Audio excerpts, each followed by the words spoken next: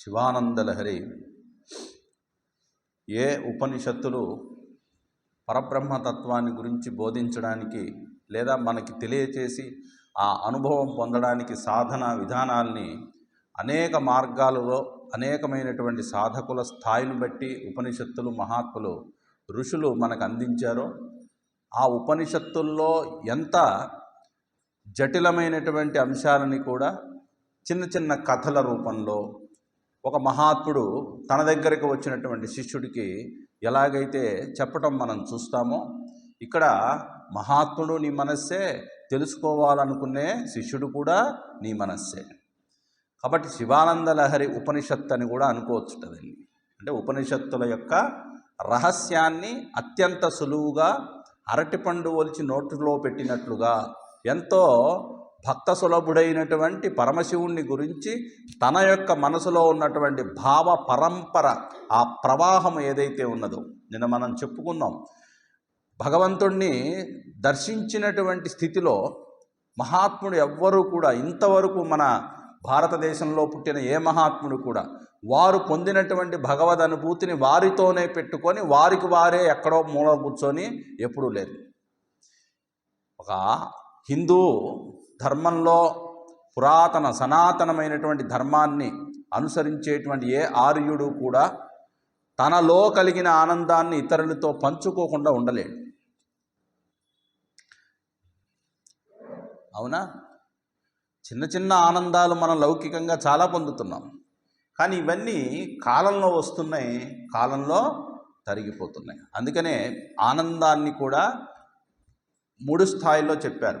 మనకి శాస్త్రం ప్రకరణ గ్రంథాల్లో తీసుకుంటే మోదం, ప్రమోదం,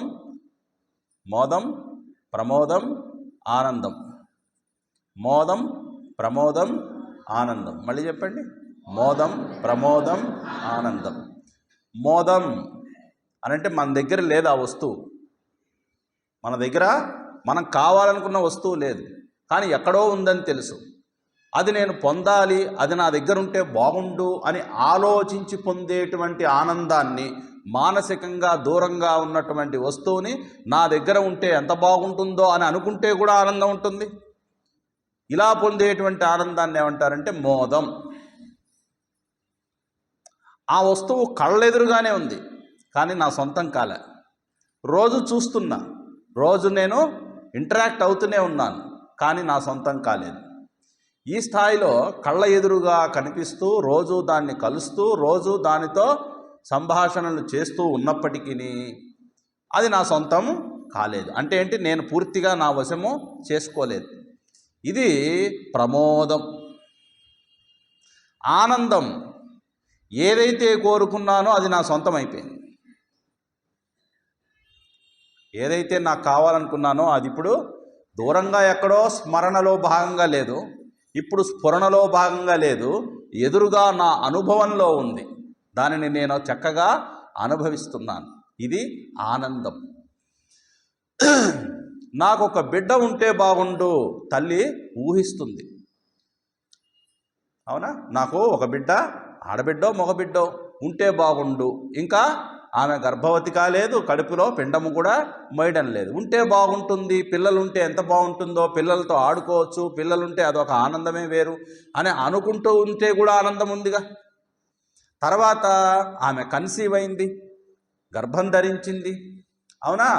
ఆ రోజు మాతృత్వాన్ని తలుచుకుంటూ లోపల పెరిగే బిడ్డని దగ్గరగా కడుపులో, వాడి మొహం చూడలా, వాడు ఎలా ఉంటాడు, పోనీ అంగవైకల్యం ఉన్నవాడా, అంగవైకల్యం లేనివాడా, లేకపోతే అందగాడా, నల్లవాడా, చంద్రుడా, ఎవరో కూడా తెలియదు.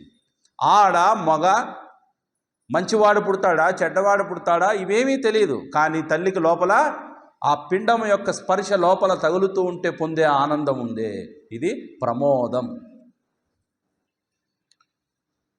వన్ ఫైన్ మార్నింగ్ బిడ్డ కడుపు చించుకొని లోపల నుంచి కొత్త ప్రపంచంలోకి చిన్న లేత కళ్ళని మెల్లగా తెరుస్తూ బయటికి వస్తూ, అప్పటి వరకు చీకటిలో మలమూత్రాల మధ్య ఉమ్మనీరులో ఈదుతున్న చేప పిల్లలాగా ఉన్న ఇతడు ఒక్కసారిగా కడుపులోంచి బయటికి వచ్చి వాతావరణపు గాలి తగులుతూ ఏదో కొత్తగా ఉంది, వాడికి ఏం అర్థం కాదు. కళ్ళు తెరిచి చూడటానికి ప్రయత్నం చేస్తాడు, కానీ కళ్ళు తెరవలేడు. ఎందుకంటే గర్భం దాటి బయటికి వస్తే కళ్ళు తెరవాల్సిందే. అవునా? ఈ వాతావరణానికి గురి కావాల్సిందే.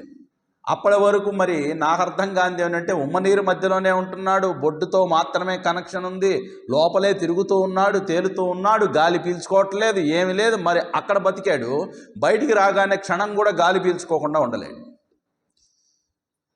ఇదంతా ఫ్యాక్టే. కడుపులో ఉన్నప్పుడు ఏం గాలి పీల్చుకోవట్లేదు, కానీ గుండె కొట్టుకుంటుంది. బయటికి రాగానే ముక్కుతో గాలి పీల్చుకుంటే కానీ బతకడు.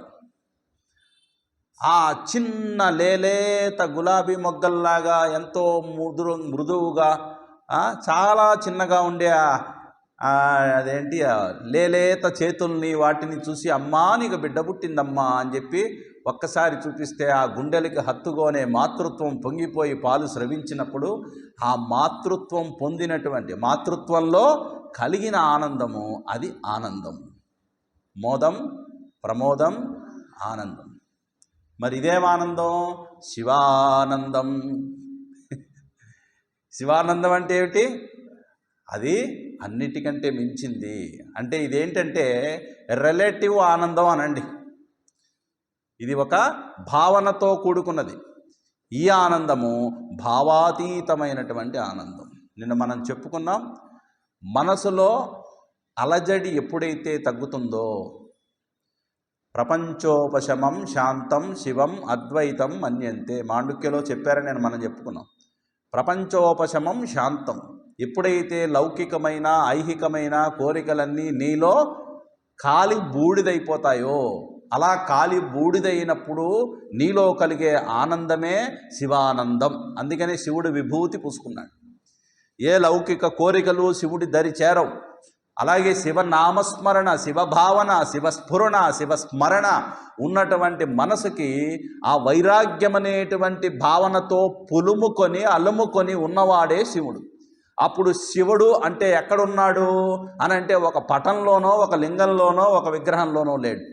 నీ మనసు శివభావంతో నిండిపోయినప్పుడు ఆ శివుడు విభూతి పూసుకొని ఎలాగైతే దర్శనమిస్తున్నాడో నీ మనసులో వైరాగ్యం అనేటువంటి పూత, అన్నీ కాలిపోతే మిగిలేది బూడిదే. అవునా కదా? ప్రపంచంలో ఏదైనా కాలిపోయిన తర్వాత మిగిలేదేమిటి? బూడిదే. కాబట్టి ఈ ప్రాపంచికమైన భోగాలన్నీ ఇదిగోరా బూడిదతో సమానం. ఆ బూడిదనే ఒంటి మీద పూసుకుంటున్నా అంటే ఏంటి? కాలిపోయిన బూడిద అంటే కోరికలు లేనటువంటిది. అందుకనే శివుణ్ణి గురుస్వరూపంగా కూడా కొలుస్తారు. అసలు గురువుకు ఉండవలసిన లక్షణాలు ఏమని చెప్పారు? హూ ఈజ్ ద రియల్ గురు?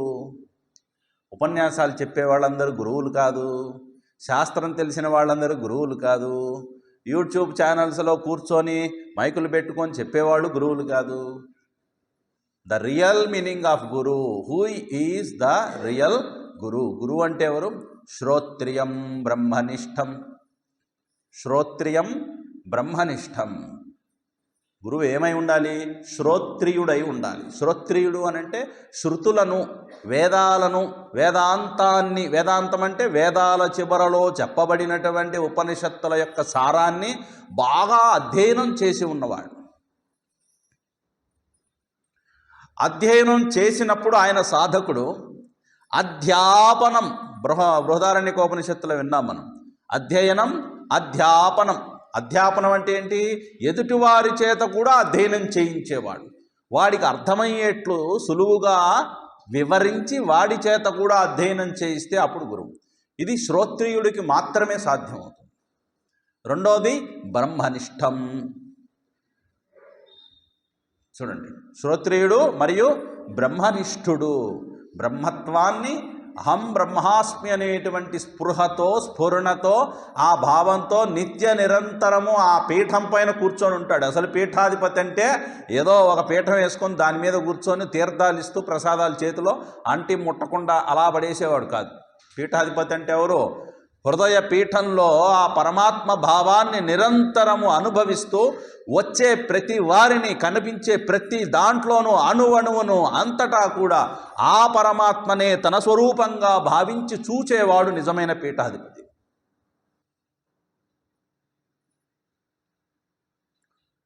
మూడోది అవృజిన.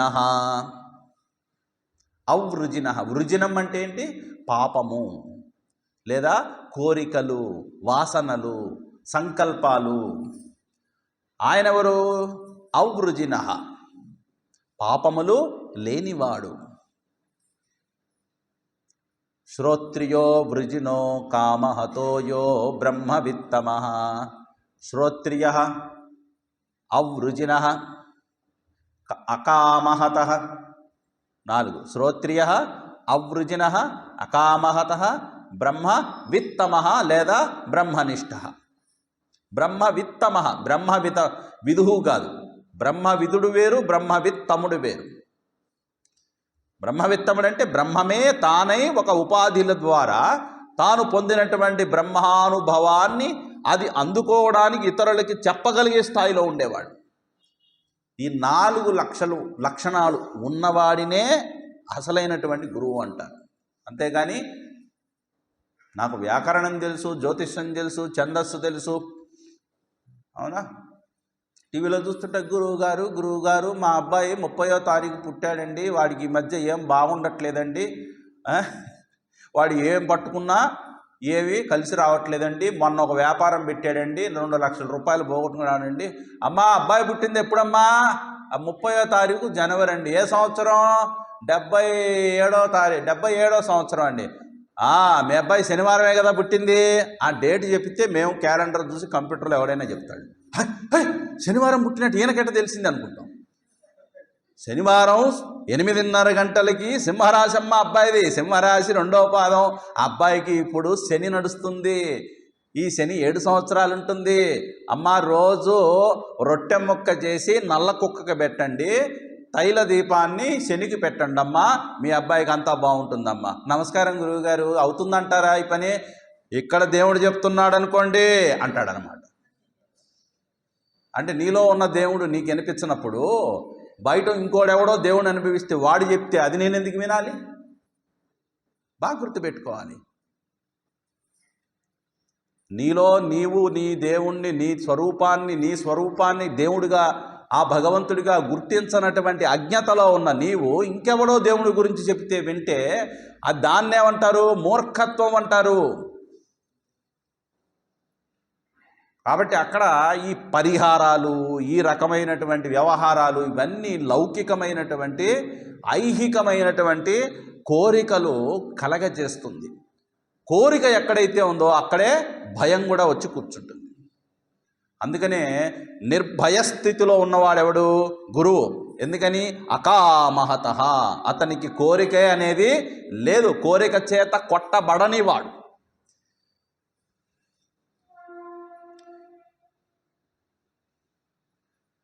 ఎంత పెద్ద రాజ్యాధికారాన్ని ఇస్తానన్నా అతనికి తృణప్రాయంతో సమానం. గురువులు ఎన్నడూ సింహాసనాలు అధిష్ఠించలేదే. శివాజీ మహారాజ్ అంతటి వాడు ఆనాడు రాజ్య పరిపాలన చేస్తుంటే సమర్థ రామదాసు తన గురువు రాజ్యంలోకి వస్తే తీసుకొచ్చి తన సింహాసనం పైన కూర్చోబెట్టి ఆయన పాదపూజ చేశాడే కానీ నేను రాజ్యం పరిపాలన చేస్తాను, నువ్వు పక్కకు పో శివాజీ అనలేదు ఆయన. ఎందుకని? అకామహత. కావాలనుకుంటే ఆ భోగాలు శివాజీ నాకు ఈ రోజు నుంచి రాజ్యం కావాలంటే ఇచ్చేసేవాడు. ఎంతో సులువుగా భోగాలు పొందే అవకాశం ఉన్నా, కళ్ళ ముందు అవి భోగాలని తెలిసినా వాటి పట్ల ఒక నిర్లిప్త భావన, పరమ వైరాగ్య స్థితిలో ఏ గురువు ఉంటాడో వాడే నిజమైనటువంటి గురువు.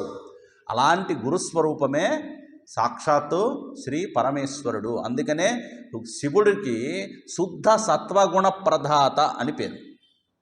ఆయన ఎవరు? శుద్ధ సత్వగుణ ప్రధానుడు. ఆయన తమోగుణుడు, రజోగుణుడు కాదు. చూడండి, సృష్టి చేయాలంటే కావాల్సింది రజోగుణం. సృష్టికి కావాల్సింది, సృష్టి నడపాల్సింది కూడా రజోగుణమే. లయకారుడు ఎవరు? రుద్రుడు. శివుడు వేరు, రుద్రుడు వేరు. అలాగే కాలభైరవుడు వేరు.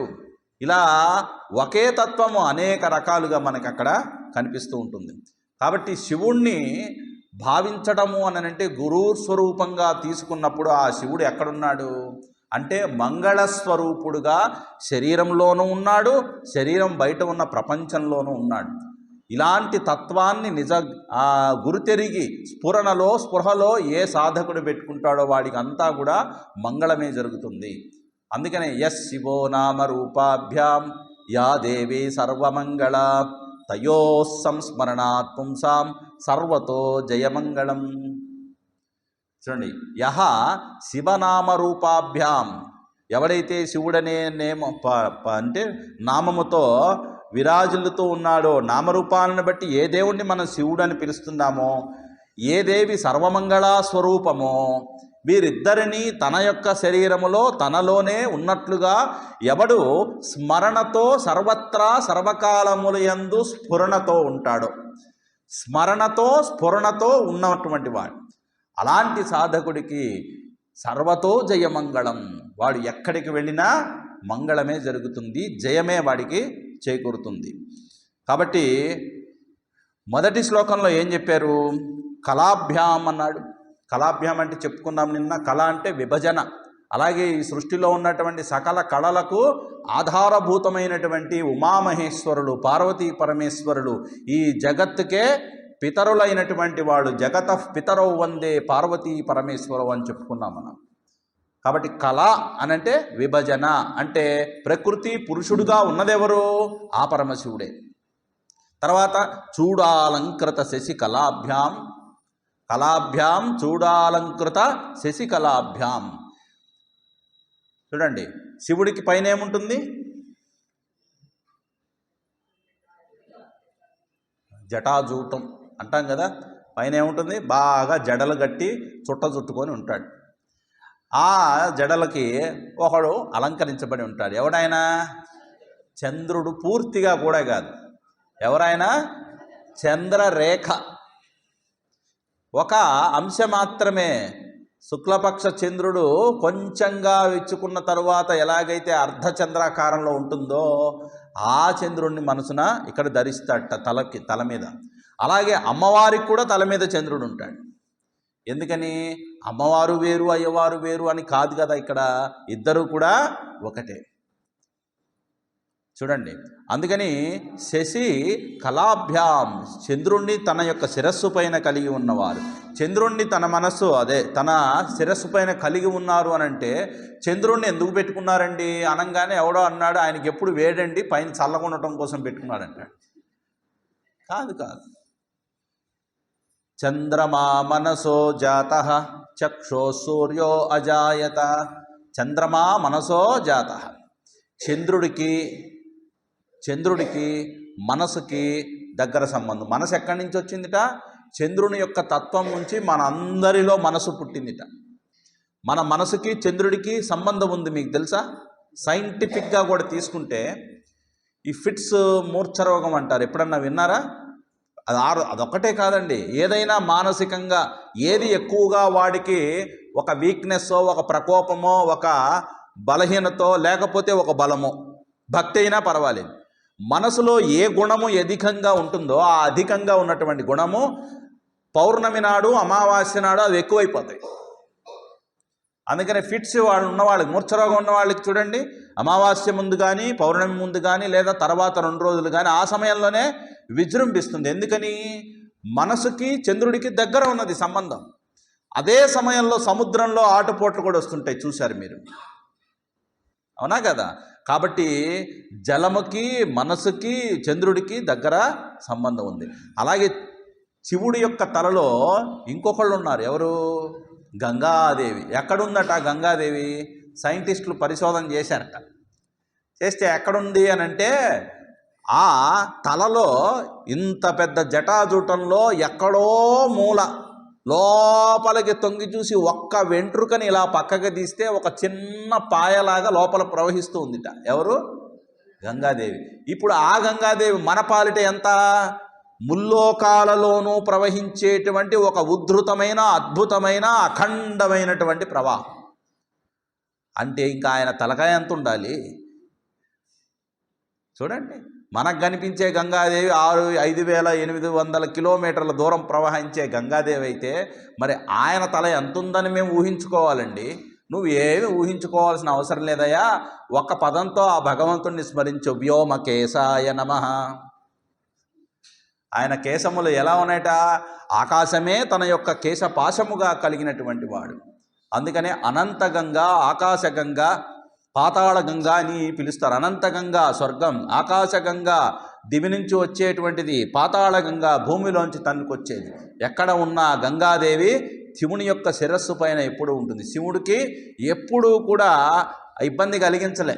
గంగాదేవి ఎవరు అని అంటే మనం అనుకుంటాము అది నీరండి అని అంటాం. నీరుగా చూసేటువంటి వాడు ఒక మామూలు చర్మచక్షువులతో చూసేవాడికి. కానీ ఇక్కడ చెప్పేది ఏమిటి? చల్లగా శాంతంగా ఉన్నటువంటి మనస్సు చంద్రుడికి ప్రతీక అయితే, చూడండి, చల్లగా సన్నని ప్రవాహ రూపంలో ఎక్కువగా విజృంభించకుండా అతి ప్రశాంతంగా పరమపావనంగా కిందకి జాలువారుతూ ఉండేటువంటి నీటిని గంగా ప్రవాహం అంటే ఆ గంగాదేవి ఎవరు అంటే జ్ఞానగంగా. కాబట్టి జ్ఞానగంగా స్వామి తపోవన్ మహారాజ్ వారు గంగా నది ఒడ్డునే ఆయన 32వ సంవత్సరం వెళితే చిట్ట చివర తుది శ్వాస వరకు ఆ ప్రాంతాన్ని విడిచిపెట్టి అసలు కిందకి రాలేదండి. అక్కడే నిరంతరం ఆయనకి చివరికి బాగా మరి చలికి బాగా ఎక్స్పోజ్ అయి ఉండేవాళ్ళు. ఆయన ఎక్కడ కాళ్ళకి చెప్పులు వాడేవాళ్ళు కాదు. పెద్దగా ఉన్ని వస్త్రాలు వేసుకొని కప్పుకొని, మనం ఈ కాస్త చలికే ఏదో స్వెటర్లు గిటర్లు పెట్టేసుకొని అంటున్నాం.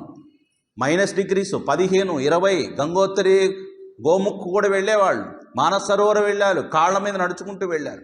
అంత చలికి అలా బాడీ ఎక్స్పోజ్ అయ్యేసరికి ఏమైపోయిందనంటే ఆయనకి లంగ్కి సంబంధించిన డిసీజ్ వచ్చేసింది. శరీరానికి ఉన్న ధర్మం అది. ఆయన చివరికి దగ్గి ఇంకా దగ్గలేక మాట్లాడలేక గురుదేవులకు ఉపనిషత్తులు అన్నీ బోధించేశారు అప్పటికే చిన్మయానందుల వారికి. కానీ ఇక మాట పెగలడం లేదు. ఏ కాస్త మాట్లాడాలని చూసినా దగ్గు విపరీతంగా వచ్చి రక్తం కూడా పడుతుంది. ఇక ఆయన వెళ్ళిపోయారు. చిన్మయ, నువ్వే చదువుకో, భగవద్గీత నేను చెప్పాల్సిన అవసరం లేదు, యూ విల్ అండర్స్టాండ్ వెల్ అని చెప్పి ఆయన ఆశీర్వదిస్తే, ఆయన సొంతగా అధ్యయనం చేసిన రాసిన కామెంటరీనే ఇప్పుడు దాదాపు మీ దగ్గర ఉన్నాయి ఆ బుక్స్ కూడా. The great commentary on Bhagavad Gita, holy Gita అని పేరు పెట్టారు గురుదేవులు. నా భూతో నా భవిష్యత్, ఆ కామెంటరీ మీరు చదివితే అలాంటి అద్భుతమైన భగవద్గీతను ఆయన్ని సొంతగా మోడర్న్ సైన్స్తో అన్వయం చేస్తూ పురాతనమైనటువంటి వేదాంతాన్ని నేటి మానవుడికి ఎలా ఉపయోగపడుతుందో చెప్పాను. చూడండి, అది తెలిసింది. తర్వాత ఆయన టూర్లో ఉన్నారు. చివరికి గురుదేవులకి ఇంకా బాగలేదు, ఆరోగ్యం బాగా పాడైపోయిందని తెలుసుకొని చిన్మయానందుల వారికి తెలియగానే 1953లో పరిగెత్తుకుంటూ వచ్చారు. స్వామి, మీరు ఇలా కూర్చొని ఇక్కడే ఉంటే ఆరోగ్యం పాడైపోతుంది, నా విన్నపాన్ని మన్నించి నా కోసం మంచి వైద్యం, మెరుగైనటువంటి వైద్యం ఢిల్లీలో దొరుకుతుంది, మీరు ఇక్కడ ఉత్తరకాశీ నుంచి నా మాట విని ఢిల్లీకి వస్తే నేను దగ్గరుండి వైద్యం. అప్పటికే డివోటీస్ చాలామంది ఉన్నారు గురుదేవులకి, డాక్టర్స్ కూడా చాలామంది తెలుసు, సూపర్ స్పెషాలిటీ హాస్పిటల్స్ అన్నీ తెలుసు ఆయనకి. మీకు క్షణంలో ఇలా మాయమైపోతుంది, హాయిగా శరీరం మళ్ళా తిరిగి పుంజుకుంటుంది, ఆరోగ్యంగా అయిపోతుంది, నా మాట విని ఢిల్లీకి రండి అని అడిగారు. అప్పుడు తపోవన్ మహారాజు ఎంత వైరాగ్య సంపన్నత్వం కలిగిన వాళ్ళో ఆయన తిరిగి ప్రశ్న సమాధానం చెప్పిన ఆ వాక్యంలో మనం వెతుక్కోవాలి. ఏమన్నారో తెలుసా? చిన్మయ, ఢిల్లీలో ఇంతవరకు ఎవరు చనిపోలేదంటే నేను వస్తాను అన్నాను. ఢిల్లీలో ఇంతవరకు ఎవరు చనిపోలేదని నాకు చెప్పు, అప్పుడు నేను వస్తానన్నాడు. అంటే ఏంటి? దేహం పుట్టిన క్షణంలోనే దానికి మరణం కూడా ఒక టైం బౌండ్ నిర్ధారించబడింది. అది ఇక్కడ ఉన్నా చావే, అక్కడ ఉన్నా చావే. ఆ చావు, నా చావు ఏదైతే ఉన్నదో అది నా తల్లి గంగా ఘోషని ఓంకారనాదంగా వింటూ నన్ను నేను మరిచిపోయి తన్మయత్వంతో ఆ పరమానంద స్థితిని పొందుతూ ఈ శరీరాన్ని వదిలివేయని ఎందుకు నన్ను అక్కడికి తీసుకెళ్ళి ఇబ్బంది పెట్టాలనుకుంటున్నావు? నేను రాను అని అనలేదు. అక్కడ ఎవరు చనిపోరంటే చెప్పు, నేను వస్తానన్నాను. రెండు ఫోన్లు సైలెంట్లో పెట్టండి అమ్మా, నిన్న కూడా చెప్పాను, దయచేసి. అవునా? కాబట్టి ఇది శివభావం. భయం ఎవరికి ఉంటుంది? ద్వయాత్ భయం భవతి. రెండు ఉన్ననాడే భయము. నేను బతకాలి అనుకున్న వాడికి భయం. అవునా? నాలో ఉన్నటువంటి జీవమే నేను, ఆత్మయే నేను, మనల్ని నిలిపేదే ఆ భగవత్తత్వము, ఆ భగవంతుడు ఎవరు అని అంటే త్వమేవాహం, అది నీవే, నీవే నేను, నేనే నీవు అనేటువంటి ఒక భావం. కాబట్టి అలా రెండుగా ఉన్నప్పటికీ కూడా ఆయనేమో కదలకుండా ఉంటాడు, ఈమెమో కదులుతూ ఉంటుంది. మనకి ప్రపంచంలో కదిలేవి మనకు కనిపిస్తాయి, కానీ కదిలింపజేసేది కనపడదు. అవునా కదా? కదిలేవి మాత్రమే కనిపిస్తున్నాయి. చలత్ అంటారు, చలత్ అంటే కదలడం. జగత్ అనే పేరు విన్నారు కదా, జగత్తు అంటాం, కానీ సంస్కృతిలో జగత్ అంటారు. What is the meaning of జగత్? జాయతే గచ్చతే ఇది జగత్. అది పుడుతుంది, గచ్చతే వెళ్ళిపోతూ ఉంటుంది. ఈ ప్రపంచంలో the continuous change is the changeless law of the universe. What is the quality of జగత్? The continuous change is the changeless law of universe. నిరంతర పరిణామశీలత్వాన్ని కలిగి ఉండడమే ఈ జగత్తుకు ఉన్నటువంటి ఒక లా, అదొక నియమం. అవునా? కదిలే ప్రపంచం కనిపిస్తుంది, కానీ కదిలింపజేసే వెనక తత్వం మీకు కనిపించదు. ఇక్కడ మాట్లాడే మాట మీకు వినిపిస్తుంది, కానీ మాట్లాడటానికి, లోపల మాట్లాడటానికి శక్తిగా ఉన్నది మీకు కనిపిస్తుందా? లేదు. మన ఇంద్రియాలు కదులుతున్నాయి. ఎలా కదులుతున్నాయి? మెడిటేషన్ అంటే ఏదో ఒక ఆసనం వేసుకొని, కళ్ళు మూసుకొని, ఏసీ వేసుకొని, తలుపులు వేసుకొని, ఓ చిన్న సౌండ్ లైట్ మ్యూజిక్ పెట్టుకొని ఓ అనంగానే మనం కూడా ఇలా, నేను కూడా ఎంత బాగుందో ధ్యానం అనుకున్నాం అనుకోండి, ఇది ధ్యానం. అవునా? ఏవో అంత ఆ శబ్దంతో పాటు మరి ఇంద్రియాలే కదా, శబ్దం ఇంద్రియమే కదా, ఇంద్రియాల మీద డిపెండ్ అయినటువంటి ధ్యానం. ఆ శబ్దం వింటేనే నాకు ధ్యానం కుదురుతుందంటే, అంటే నువ్వు ఇంద్రియాల యొక్క స్పృహ కలిగి ఉన్నవాడవైతే, ఇంకో పక్కన మీ ఆవిడ ఫిల్టర్ కాఫీ పెడుతుంటే ఆ కాఫీ వాసన కిటికీలోంచి వచ్చి ముక్కులో పడితే ఏమైపోతుంది? ఓ ఫిల్టర్ కాఫీ నమః అంటే కాఫీ జ్ఞాపకం వస్తుంది. నిరింద్రియ ఇవ అనలహ. ధ్యానం ఎలా జరగాలట? నిరింద్రియ ఇవ అనలహ. నిరింధనం, ఇంధనం లేదు కానీ కాలుతుంది. నిరింద్రియం, ఇంద్రియాలు అక్కడ పనిచేయవు కానీ అన్నీ తెలుస్తాయి. ఏం తెలుస్తుంది? బయటేమీ తెలీదు, లోపలే అని కూడా భావించాడు. బహిరంతశ్చ, అంతేంటి?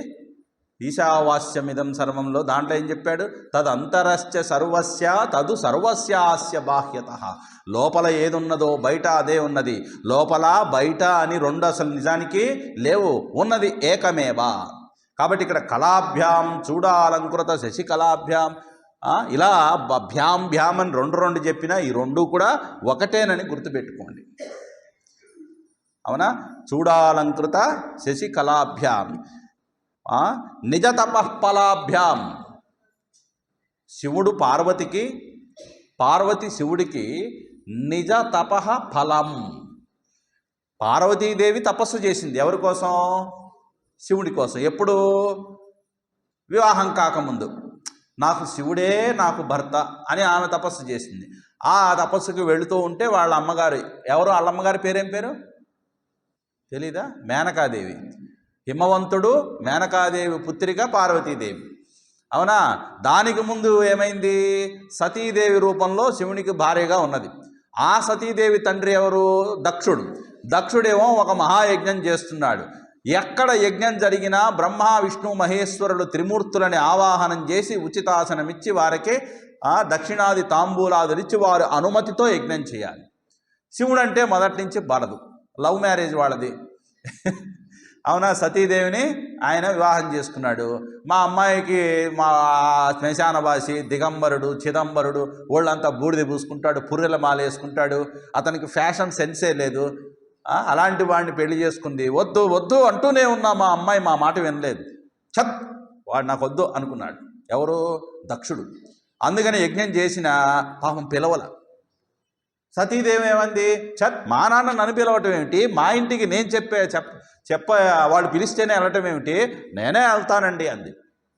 పార్వతి వద్దని చెప్పాం కదా నా మాటను, అవునా, అనవసరంగా వెళ్ళి అబాస్పాలు కావద్దన్నాడు. అనగానే లేదు లేదు బాగా అన్న, is my father, why can't I go, నాకు ఆ హక్కు ఉంది, నేను వెళ్తాను అన్నాడు. హ్యావ్ యువర్ ప్రారబ్ధ అన్నాడు. వెళ్ళింది.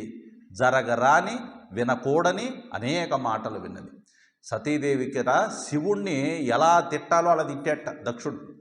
అసలు నిర్లక్ష్యం చేశాడు. తమ తోటి కోడళ్ళు అలాగే ఆడపడుచులు ఎవరైతే ఉన్నారో ఒక్కళ్ళంటే ఒక్కళ్ళు కూడా వచ్చి పలకరించలేదు. ఏమ్మా సతీ బాగున్నావా అని కూడా అడగలేదుట. అది అంతకన్నా పెద్ద అవమానం ఏం కావాలి? ఏదన్నా ఒక పెళ్ళికి వెళ్ళారనుకోండి, ఇక్కడంటే సత్సంగం, మిమ్మల్ని ఎవరు పలకరించాల్సిన పనిలే, మీకు మీరు కూర్చోవాలి, మీకు మీరు ప్రసాదంజనాలు వెళ్ళాలి. అదే ఇది పెళ్ళి అనుకోండి, అక్కడ ఒకళ్ళు నుంచోని పన్నీరు జల్లి పువ్వు ఇచ్చి నవ్వు రాకపోయినా నవ్వుతూ లోపలికి రండి అని పిలవాలి, అవునా? ఆ పువ్వు తీసుకునేటప్పుడు వీడేం చేస్తాడు చూడండి, ఎక్కడ మీరు భోజనాలు పెడుతున్నారంటే అని అడుగుతాడు, అవునా కదా? అసలు వీడు గిఫ్ట్ ఏమైనా తెచ్చాడా లేదా అని ఇతను చూస్తాడు. ఏమంటే భోజనాలు ఎలా ఏర్పాటు చేస్తారు తెలుసా? పువ్వు తీసుకొని పెళ్లి చూడకుండా భోజనం చేసే వాళ్ళు కొంతమంది ఉంటారు కాబట్టి ఎటువైపు భోజనాలు పెడతారో దానికి మూలే గిఫ్ట్ కౌంటర్ పెడతాడు. అంటే తెచ్చేవాళ్ళు అటు నుంచి పాస్ అయ్యేటప్పుడు అందరూ గిఫ్ట్లు ఇస్తూ ఉంటే వీడు గిఫ్ట్ ఇవ్వకుండా అది దాటెళ్ళి భోజనం చేయటానికి సిగ్గేస్తుంది కదా, అందుకని చాలా టాలెంటెడ్గా పెడతారనమాట. అవును, ఇక్కడన్నీ ఎక్స్పెక్టేషన్స్. కానీ తండ్రి దగ్గర ఎక్స్పెక్టేషన్ ఏముంది పాపం? కానీ ఎవ్వరూ పలకరించబోయేసరికి తీవ్రమైన అవమానానికి గురైంది. అయినా శివుణ్ణి తిడుతూనే ఉన్నాడు. అవమానం భరించలేకపోయింది సతీదేవి. ఏమంది? నా భర్తని నా కళ్ళెదుట నేను స్వయంగా ఆ దుర్భాషలాడుతూ ఉంటే విని నేను అసలు ఎందుకు బతుకున్నా? నేను అలా మీరు నా పతిని తిట్టకూడదు నాన్నగారు, అలా దుర్భాషలాడటం అవమానించటం నేను తట్టుకోలేకపోతున్నాను. తట్టుకోకపోతే నేనేం చేయమంటావు అన్నాడు. అనంగానే ఇంత అపవిత్రమై నా మనస్సు ఇప్పుడు ఏమైపోయింది? శివనింద మీరు చేస్తూ ఉంటే విని విని నా మనసు అపవిత్రమైపోయింది. ఇక నేను ఈ మనసుతో తిరిగి నా భర్త దగ్గరికి వెళ్ళలేనని తన బొటన వేలుతో ఇలా రుద్దితే అక్కడే యోగాగ్ని పుట్టి ఆ యోగాగ్నితో శరీరం భస్మం అయిపోయింది. అంతేగాని ఏదో నరికేశాడు, ముక్కలు చేసాడు, భుజాన్ని వేసుకున్నాడు, ఇవన్నీ లేవు. యోగాగ్ని చేత భస్మం అయిపోతే ఆ భస్మాన్ని ఒళ్ళంతా పూసుకొని అప్పుడు ఆయన చూశారు కదా, తన యొక్క జట నేలకేసి కొడితే ఎవరు పుట్టారు? వీరభద్రుడు బుద్ధి మొత్తం దక్షయజ్ఞం అంతా నాశనం చేశాడు. చివరికి దక్షుడు తలకాయ కూడా తీశాడు. ఎవరు ఆపలేకపోయారు. ఆ తర్వాత శాంతుడై అప్పటికీ కూడా సతీదేవి వియోగం తట్టుకోలేక ఒళ్ళంతా భస్మం పూసుకొని పిచ్చివాడు తిరిగినట్టు తిరిగేట ముల్లోకాలు. అక్కడ సతీ సతీ సతీ దూరమైపోయి అన్యోన్యమైనటువంటిది అంటే ఇది. ఒకరు లేకుండా మరొకరు బతకలేకపోవటం. ఇది సనాతన భారతీయ వైదిక ధర్మంలో ఒక దంపత్యానికి సంబంధించినటువంటి ఒక అవినాభావ సంబంధాన్ని మనకి పురాణ ఇతిహాసాల్లో కూడా చూపించారు.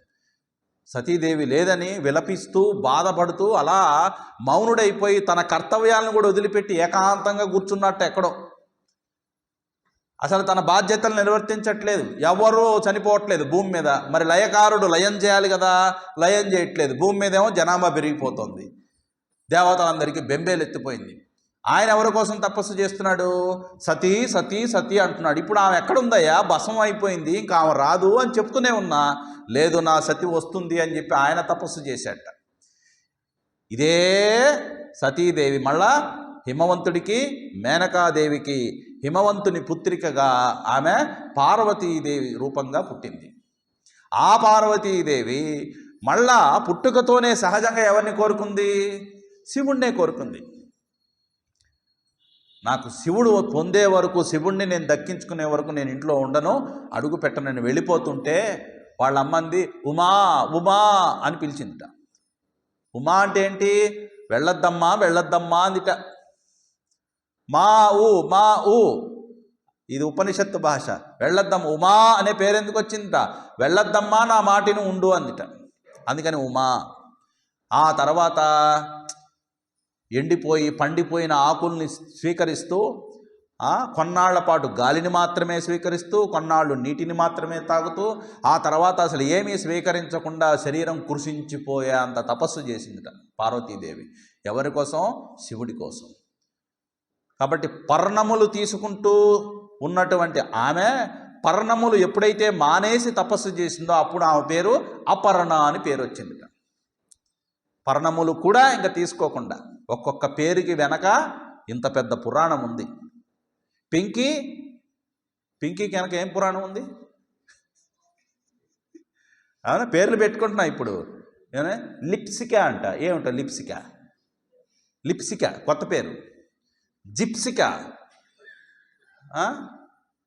తప్సిక, ఏమిటో ఇక్సిక, లిప్సిక, జిప్సిక, కప్సిక, గుప్సిక, ఏమిటో అసలు ఒక పేరుకి అర్థం లేదు, పర్థం లేదు. మనసులు ఎలా తయారవుతాయి అలాంటి పిల్లవాళ్ళకి? అవునా కదా? ప్రతి పేరుకి వెనక ఒక మహాత్ముని యొక్క చరిత్ర, ఒక దేవుని యొక్క పురాణ గాథ, అది మనకు జ్ఞాపకం వచ్చిందనుకోండి, ఇహము పరము రెండు కూడా మనకి మనసుకి ఆనందాన్ని ఇస్తాయి. అవునా? కాబట్టి శివుడి కొరకు పార్వతి తపస్సు చేస్తే పార్వతి కోసము శివుడు తపస్సు చేశాడే కానీ శివుడు దేనికోసమో తపస్సు చేయలేదు, పార్వతీదేవి మరి దేనికోసమో తపస్సు చేయలేదు. శివుడి యొక్క తపఃఫలితంగా పార్వతి లభిస్తే పార్వతీదేవి యొక్క తపఃఫలితంగా శివుడు లభించాడు. ఒకరి కోసం ఒకరు తపస్సు చేసుకున్నారు. కాబట్టి ఫలితం వేరుగా లేదు. శివుడికి పార్వతీదేవి ఫలితం, పార్వతీదేవికి శివుడే ఫలితం. కాబట్టి అందుకనే ఉన్నారు నిజ తపఃఫలాభ్యాం. నిజ తపస్సు అంటే ఏమిటి? ఇక్కడ ఏ కోరికలు లేవు. ఆ వియోగాన్ని తట్టుకోలేక ఐక్య భావన చెందాలని పరమాత్మయందు మనస్సుని లగ్నము చేసి లయం చేసి లోపల విలీనమైపోవాలని సాధకుడు అనుకోవాలి. పరమాత్మ ఏమనుకుంటాడు? వాడు నాకంటే వేరుగా ఉన్నాడు, వాడు నాలో విలీనం అవ్వాలని పరమాత్మ అనుకుంటాడు. అందుకనే మన హిందూ దేవీ దేవతా చిత్రాలన్నీ నవ్వుతూ ఉంటాయి చూడండి. ఇలా నవ్వుతున్నట్టుగా చిరునవ్వే ఉంటాయి, ఎక్కడ ఏడుస్తున్నట్టు పళ్ళు. ఈ మధ్య ఏ సాఫ్ట్వేర్లు వచ్చి దరిద్రం చూడలేకపోతున్నాం. పగలబడి నవ్వుతున్నట్టు, నోరెళ్ళబెట్టినట్టు ఈ ఫోటోలన్నీ యానిమేట్ చేస్తున్నారు. నాకు అస్సలు అయితే గుండె బద్దలైపోతుంది చూడలేక. చిరునవ్వును చిందిస్తూ ఇలా ముగ్ధమోహన రూపం, ఏ దేవీ దేవత రూపం చూసినా ఎంత ఆ మనసుకి ఆనందం కలుగుతుందండి. వికారం లేదు అక్కడ. ఒక నవ్వు ఒక వికారం. పగలబడి నవ్వుతాడా దేవుడు? లేదు. ప్రహసన్నివా, చిరునవ్వుని మాత్రమే ప్రదర్శిస్తూ ఆ రూపమే చూడాలి. ఎందుకనిట దేవీ దేవతలందరూ నవ్వుతూ ఉంటారు అని అంటే, అందరూ గుళ్ళకి వెళ్తారు, అందరూ దేవీ దేవతల ఫోటోలు ఇంట్లో ఒక గోడకు మొత్తం మేకులు కొట్టి మరీ పెడతారు. అవునా? రోజు అగరబత్తులు, ధూపాలు, దీపాలు, నైవేద్యాలు, అలంకారాలు, పుష్పాలు అన్నీ పెట్టి రాజ ఉపచారాలన్నీ చేస్తూ ఏమని కోరుకుంటారు? ధన కనక వస్తువాహన సిద్ధ్యర్థం, పుత్ర పౌత్రాభివృద్ధ్యర్థం, ఇంకా ఏమిటేమిటో ఉద్యర్థం, ఇంకా ఏమిటేమిటో వృద్ధ్యర్థం, రకరకాలైనటువంటి ఫలప్రాప్త్యర్థం ఇవన్నీ కోరుకుంటాడు. ఆయన ఏం చెప్తాడు? పాపం నన్నే కదా అడుగుతున్నాడు. సరే లేవయ్యా, తథాస్తు తథాస్తు తథాస్తు అంటాడు. అయిపోయింది, నమస్కారం, ఇంక నేను వెళ్ళొస్తానని చెప్పి వెళ్ళిపోతాడు. ఒరే నేను అడిగిన వాడు ఏమడిగాడా అవన్నీ ఇచ్చానే. అలా రోజు అడుగుతున్నాడు, జీవితాంతం అడుగుతూనే ఉన్నాడు. చనిపోతున్నాడు. చనిపోయే క్షణంలో కూడా ఏమడుగుతున్నాడు? స్వామి, నా ఆరోగ్యం బాగుపడితే నేను మీ కొండకొచ్చి 1000 కొబ్బరికాయలు కొడతాను, మా పిల్ల పాపల చేత నీకు మెట్లెక్కించి మెట్ల పూజ చేయిస్తాను, పసుపు రాయిస్తాను, మెట్టుకి దీపాలు పెట్టిస్తాను, నాకు ఈ ఆరోగ్యం బాగుండేట్టు చూడు తండ్రి అని కోరుకుంటాడు. అప్పుడు కూడా ఏం కోరుకున్నాడు? తాను బాగుండాలి, తన కొరకే కోరుకున్నాడు. అందుకే నవ్వుతూ ఉంటాడట దేవుడు. ఎందుకని? అరే, పుట్టిన దగ్గర నుంచి చచ్చిపోయే వరకు నాకు అది కావాలో ఇది కావాలో, ఇది పొందాలో అది పొందాలో అని కోరుకున్నావు, ఇచ్చాను. ఆ తర్వాత నువ్వు అన్నీ కోరుకొని అందరికి ఇచ్చిన తర్వాత నీ ఆరోగ్యం పాడైపోయింది. మళ్ళీ నువ్వేం కోరుకుంటున్నావు? నాకు ఇది బాగుంటే అక్కడికి వస్తా, నాకు ఆరోగ్యం నయం చేస్తే నీకు కొబ్బరికాయలు కొడతా, నా ఆరోగ్యం శుభ్రంగా ఉంటే నీకు దీప పూజ చేస్తా అని చెప్తున్నావే కానీ నేను ఇచ్చే వాటిని అన్నిటినీ నువ్వు కోరుకుంటున్నావు. ఇచ్చే నన్ను ఒక్కరోజన్నా కోరుకున్నావురా? నువ్వు ఎన్ని జన్మల నుంచి ఈ వ్యాపారం చేస్తున్నావురా నాతో? చూడండి, ఎన్నో జన్మల నుంచి వ్యాపారం జరుగుతుంది. ఒక్క జన్మలో అన్నా స్వామి నాకు నీ అనుగ్రహం చాలు, నీవు తప్ప, నీవే తప్ప ఇతఃపరం బెరుగా అనేటువంటి బుద్ధి ఎప్పుడురా నీకు వస్తుంది? ఇన్ని జన్మలైనా నీకు ఎందుకు రాలేదురా అని ఆశ్చర్యాన్ని ప్రకటింపజేయలేక మనల్ని చూసి మన వెర్రుబాగులత్వాన్ని, మన అజ్ఞానాన్ని పాపం ఏలెత్తి చూపించడం ఆయనకి స్వభావం కాదు. కాబట్టి ఎప్పటికైనా నువ్వు గుర్తుపడతావు లేరా, ఎప్పటికైనా నువ్వు నన్ను చేరుకోవాల్సిందే, నువ్వు ఎప్పుడు నా వైపు వస్తావా, ఎప్పుడు నన్ను పిలుస్తావా అని నేను చూస్తూనే ఉంటాను. చూడండి, కాబట్టి భగవంతుడు ఎంత కరుణామూర్తి అని అంటే వాళ్ళు ఏమడిగినా ఇస్తాడు. చూడండి, చివరిగా ఆయన్ని వద్దనుకున్నా కూడా వెరీ గుడ్, కానీ గుర్తొచ్చినప్పుడు మళ్ళీ పిలువు సుమా అంటాడు.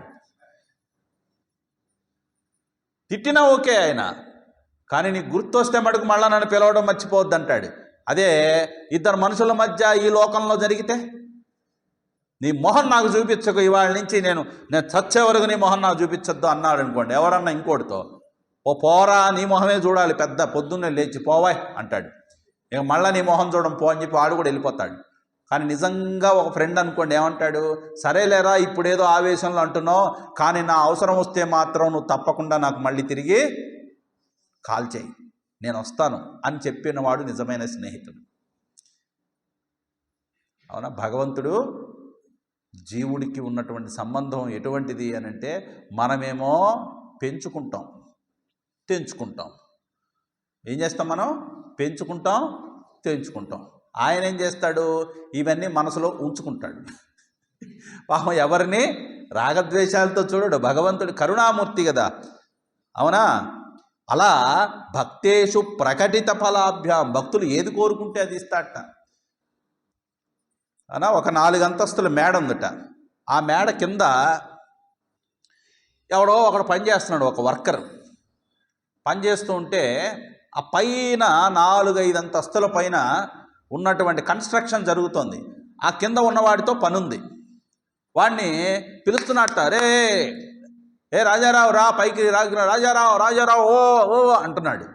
అస్సలు వినట్లేదు వాడు. పైకి వినబడుతుంది కానీ పైకి ఎక్కడికి వెళ్ళాల్సి వస్తుందో అని చెప్పి వెళ్ళట్లేదు వాడు, కిందే ఉన్నట్ట.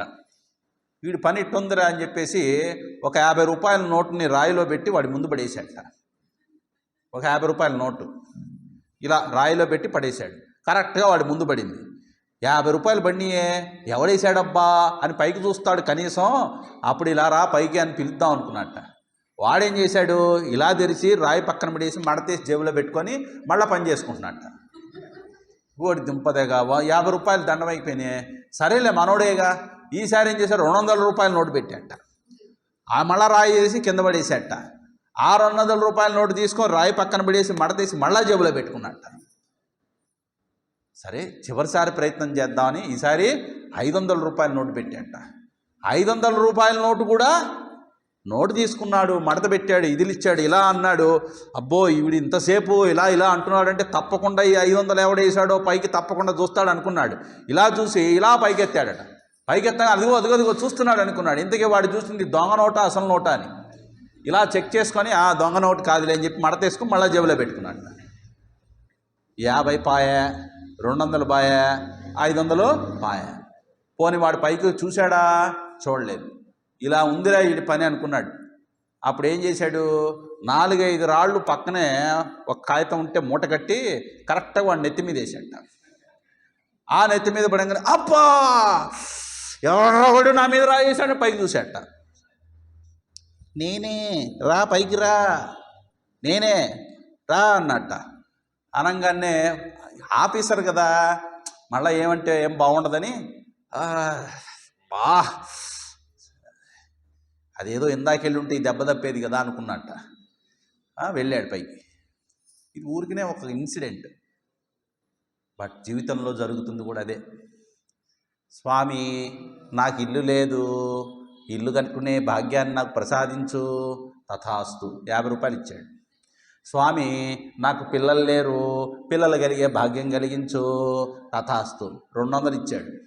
స్వామి మా పిల్లలు పెద్దవాళ్ళై వాళ్ళు ఉద్యోగాలు చేస్తూ వాళ్ళు ఒక కుటుంబీకులై ఉంటే వాళ్ళని చూస్తూ నేను మురిసిపోతూ వాళ్ళ మనవలతో ఆడుకోవాలి, తథాస్తు. 500 ఇచ్చాడు. ఆ తర్వాత 65 ఏళ్ళు వచ్చినాయి, 60 ఏళ్ళు దాటిపోయినాయి, ఇప్పటికన్నా తడుచుకుంటాడేమో అని చూశాడు భగవంతుడు. ఏమిటది? ఆధ్యాత్మికంగా వాడు మారతాడేమో. మనసు ఇప్పటికైనా ఇన్ని ఇచ్చాను కదా, ఇన్ని ఇచ్చిన వాడిని భగవంతుడిని కోరుకుంటాడేమో, తలుచుకుంటాడేమో అనుకున్నాడు. కానీ అప్పటికీ కూడా మనవాళ్ళని చూసుకుంటూ, మనవాళ్ళతో మురిసిపోతూ, వాళ్ళ చిల్లనవ్వులతో వాళ్ళతో ఆడుకుంటూ కాలం గడుపుతున్నాడే తప్ప కాసేపు రామాయణం, మహాభారతమో, భాగవతమో ఏదో చదువుదాం, కాసేపు జపం చేసుకున్నాం, పూజ అలంకారం చేద్దాం అనే ఆలోచన అస్సలు ఏ కోసైనా చేయట్లేదు. కనీసం పక్కనే రామకృష్ణ మిషన్ మందిరంలో ప్రవచనం జరుగుతుంది, అలా నడుచుకుంటూ వెళ్ళి ఒక గంట సేపు కూర్చుందాం అని సంకల్పం కూడా రావడం లేదు. అప్పుడు ఏం చేశాట, వాళ్ళ అబ్బాయికి ఒక యాక్సిడెంట్ జరిగేట్టుగా చేశాడు. వాళ్ళ అబ్బాయికి కాలు ఇరిగిపోయింది, మోకాళ్ళ వరకు తీసేశాడు. అప్పుడు భగవంతుడు జ్ఞాపకం వచ్చాడు. భగవంతుడా, నేను ఎప్పుడు ఏ పాపం చేయలేదే, మా అబ్బాయికి కాలు తీసేసావే, ఇప్పుడు వాడి బాధ్యతలు నా మీద పడ్డాయే, మరి నువ్వే కదా రా బాధ్యతలో అనుకున్నావు, కష్టాలు ఎందుకు ఇస్తాడు భగవంతుడు? చూడండి, అన్నీ ఇచ్చినప్పుడేమో మనకు భగవంతుడు జ్ఞాపకం రాలేదా? దుఃఖం రాగానే వెంటనే భగవంతుడా, నేనేం తప్పు చేశాను, నేనేం పాపం చేశాను, నాకే ఎందుకు ఈ పాపం, నాకే ఎందుకు ఈ కష్టం, అయ్యా అది నేను ఇచ్చింది కాదయ్యా, నీది నీకే ఇచ్చాను అంటాడు. నా దత్తే కస్యచిత్ పాపం నచైవ సుకృతం విభు. అవునా? అజ్ఞానే నావృతం జ్ఞానం తేన ముఖ్యంతి జంతవః. ఆయన ఎవరికి ఏ పాపాన్ని ఇవ్వడు, ఏ పుణ్యాన్ని ఇవ్వడు, ఎవరి పాపాన్ని తీసుకోడు, ఎవరి పుణ్యాన్ని గ్రహించడు. భగవంతుడు నిర్లిప్తుడు. సూర్యుడు నిస్సంగంగా పైనుంటాడు, కింద చేసేవాడు పూజ చేస్తున్నాడా, హత్య చేస్తున్నాడా ఆయనకి సంబంధం లేదు. నువ్వు పుణ్యకర్మ చేస్తున్నావా, పాపకర్మ చేస్తున్నావా ఆయనకి సంబంధం లేదు. నీ మనసులో ఏ భావన ఉందో ఆ భావన బట్టి నీకు ఫలితం వస్తుంది. అవునా?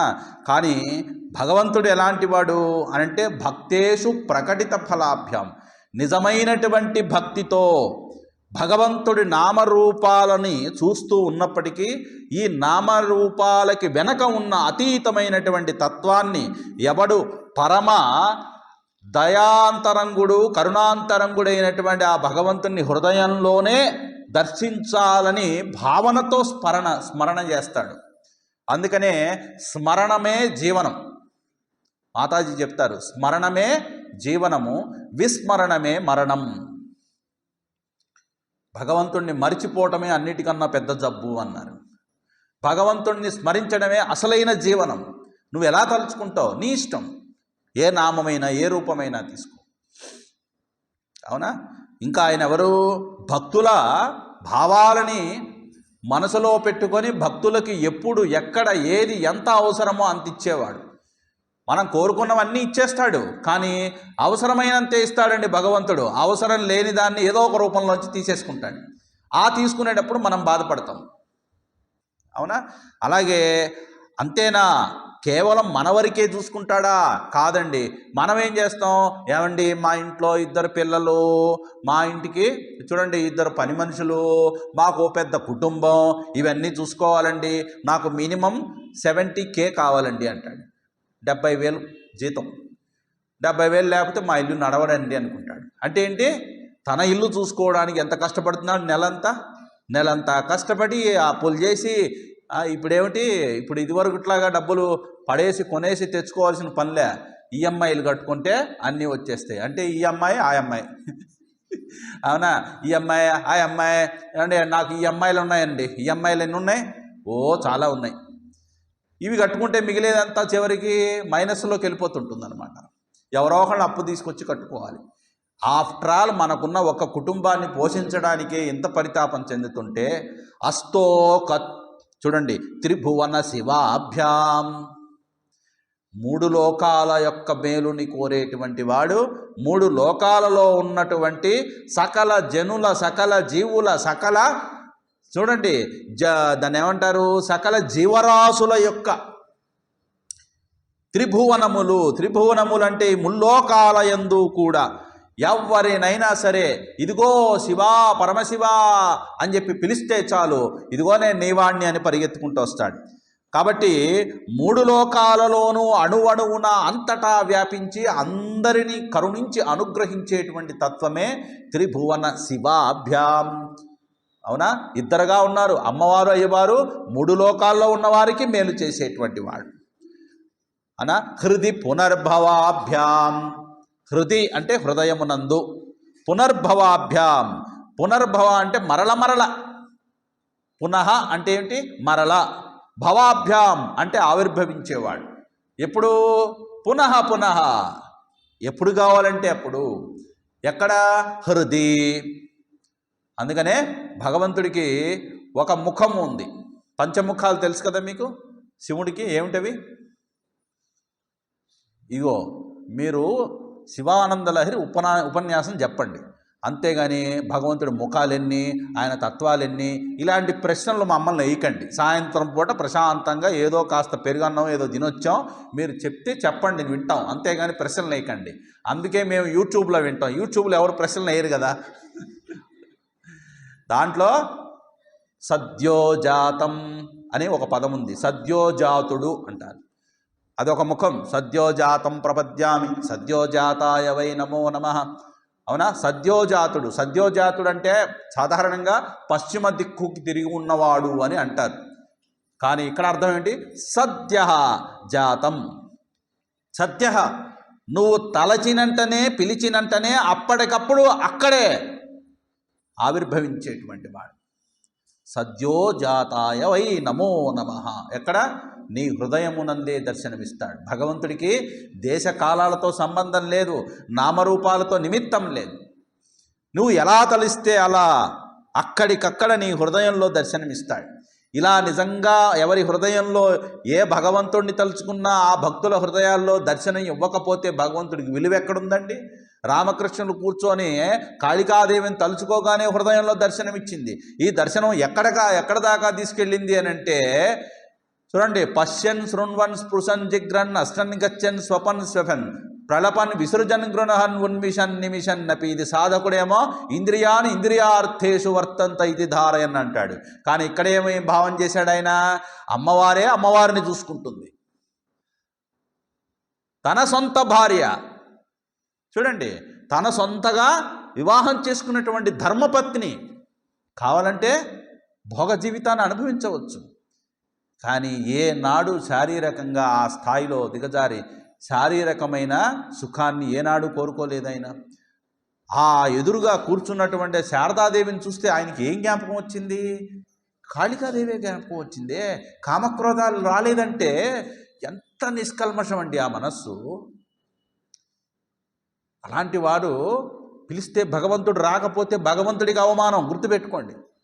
హృది పునర్భవాభ్యాం, ఎప్పుడు కావాలంటే అప్పుడు మా మా మా జగదంబ జగదంబ, అమ్మ అమ్మ, పిచ్చివాళ్ళలాగా, ఒక పిల్లవాళ్ళలాగా అలా ఉన్మత్తుల్లా పిలిచేవాడు. అమ్మా అమ్మా అమ్మ, ఇంకేమీ తెలియదు ఆయనకి పాపం. ఆయన పిచ్చోడు అనుకున్నారండి ఆ కాలంలో ఎవరు? కొద్దిమంది ఏదో శిష్యులు వెళ్ళేవారు. కానీ ఆయన ఒక మాంత్రికుడని, ఒక రకమైనటువంటి ఏవో పూజలు చేస్తారని ఆయన అన్ని సాధనలు చేశారండి. ఏ సాధన చేయకుండా ప్రతి ఒక్క సాధన చేశారు. చివరికి వామాచార పూజలు కూడా చేశారు. కానీ అవన్నీ మనసుని బహిర్ముఖం చేసి పతనం చేస్తాయి. ఒక్క భగవంతుడిని స్మరణ, భగవంతుడి ధ్యానం తప్ప వేరే ఏ ఉపాయం అవసరం లేదు అని ఆయన చెప్పడం కోసమే ఆయన భగవత్ స్మరణతో అమ్మవారినే తలుచుకుంటూ ఉన్నారు. ఆయన సగుణ సాకారాన్నే తలుచుకున్నారు, కానీ నిర్గుణ నిరాకారాన్ని కోరుకోలేదు. చూడండి, ఆ హృదయంలో ఎప్పుడు అమ్మవారిని దర్శించేటువంటి వాడు. కాబట్టి భగవంతుడు ఎంత కరుణామూర్తి అని అంటే, నువ్వు 99 రోజులు మర్చిపోయినా 100వ రోజు స్వామి తమే వాహం, నీవు నేనే స్వామి, నీవే తప్ప నేను ఇత పరంబెరుగా అని ఒక్కసారి పిలువు. అన్యథా శరణం నాస్తి త్వమేవ శరణం మమని ఒక్కసారి భావం చెయ్యి.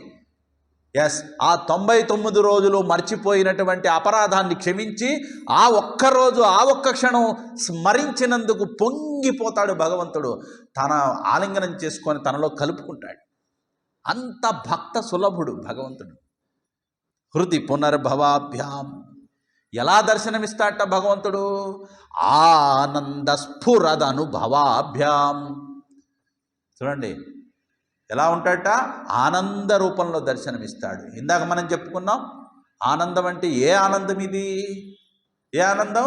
కోరికలు తీరితే వచ్చే ఆనందం కాదు, లౌకికమైనటువంటి విషయాలు ఉంటే వచ్చే ఆనందం కాదు.